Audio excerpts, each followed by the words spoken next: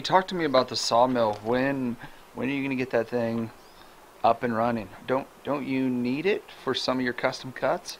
We definitely need the sawmill live, but for what we have to do, we have this time window of 6 to 8 weeks before it starts raining.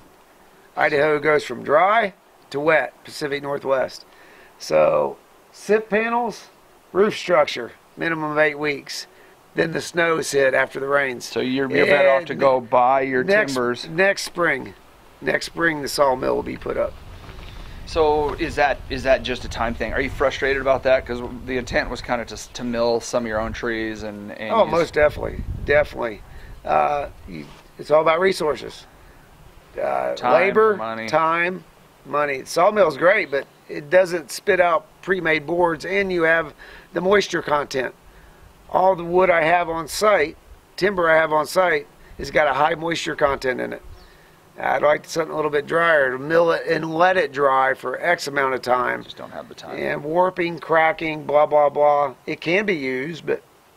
So talk to that, because a lot of folks are like, I'm just going to go buy a sawmill, and I'm going to cut down my own trees, and I'm going to make my own boards, I'm going to build my own house. Yay! But that's not it. That's a long game. That's a 3-year plan or a 5-year plan. Well, and again, it's all about the individual. If you have the finesse and the physique, the physical ability to do it, yes. I mean, sawmilling is a tremendous amount of work.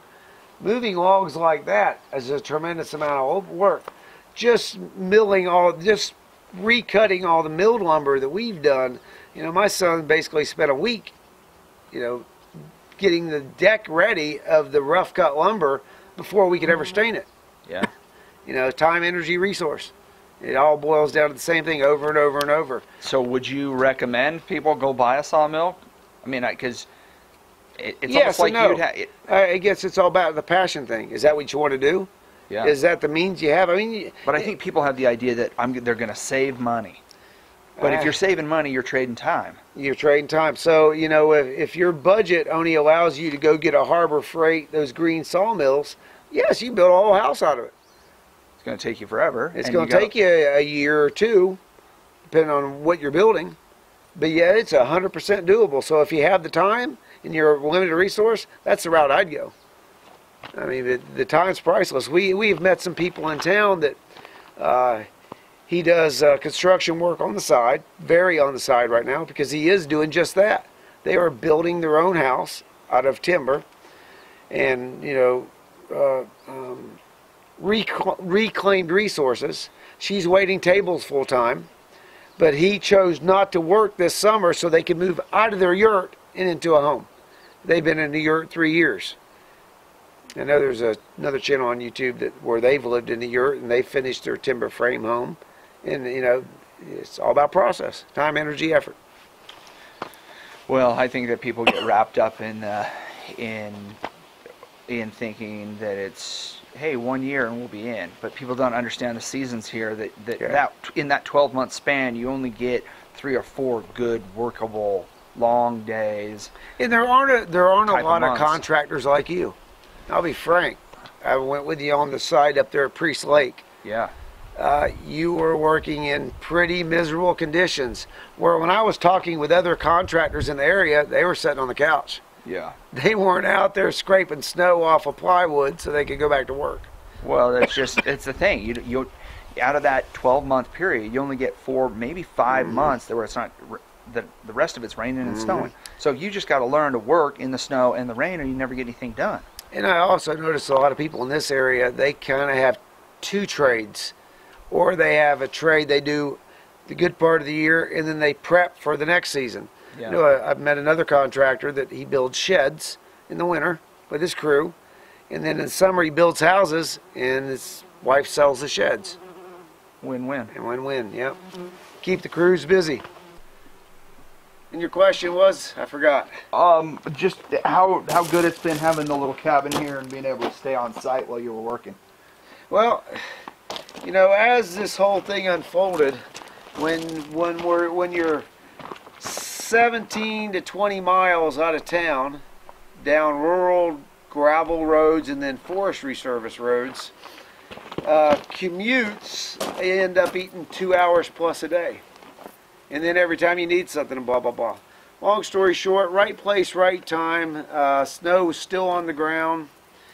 I was looking for some type of temporary structure we could get on site that hopefully after the build was done, we could maybe do a little Airbnb or have a family member. You know, I didn't know where it was going, but I knew we needed to get on site because when you have to maximize your resources, whether it be financial or build time, you got to be on site because those 2 to 3 hours a day in this environment where you got a 5 to 6 month work window are incredibly important. Yeah, 15 minutes a day times 90 days is or a lot. 2.5 hours a day, Yeah. drive time, blah, blah, blah.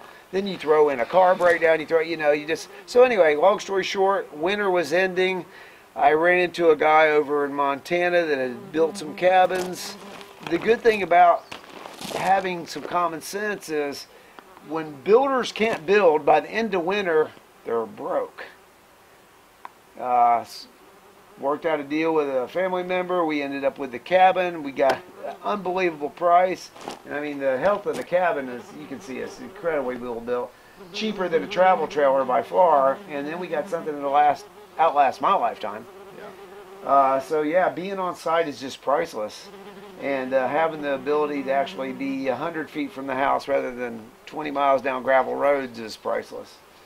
The gentleman we got this from was a big help. You could see probably, I don't know if you can in the camera, but that part of the problem we had with the cabin is he didn't have the time or the ability to move it.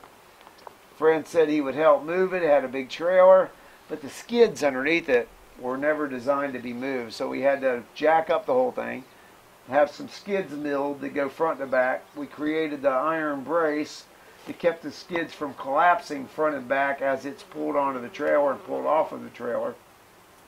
It was an engineering feat that it was, again, one of those things that being naive, you went for it.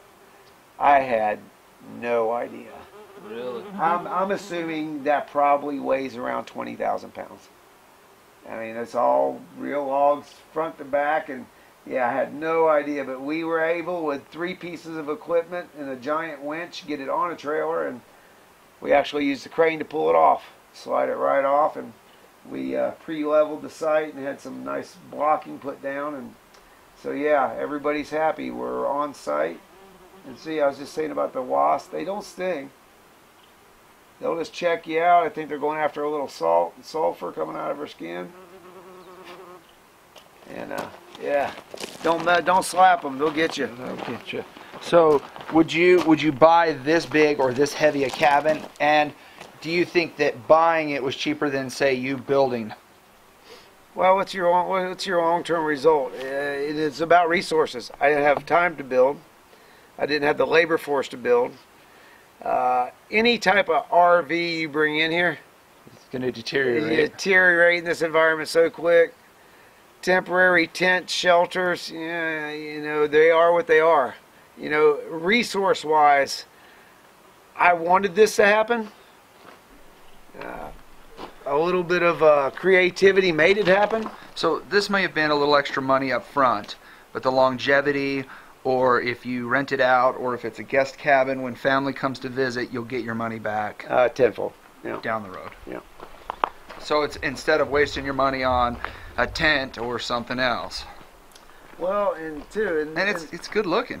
I haven't seen you in forever, but I think it'll be fun to get every couple of weeks come check in with you, especially as, I mean, you got this massive structure and you're only halfway there. You're going to do an entire 2-story timber frame over the next 2 months, so it'll be fun to come and check it out as you're moving along.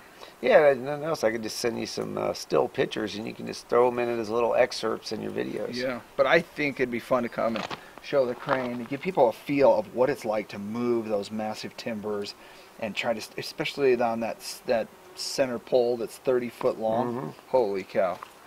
Yep. Well, Corey and my other helper, they'll be doing the trimming or cutting on the timbers in oil in the next week, and it'll probably be right about 10 days when we start setting the first one. So I'll give you a heads up. That'd be great. Thanks, man.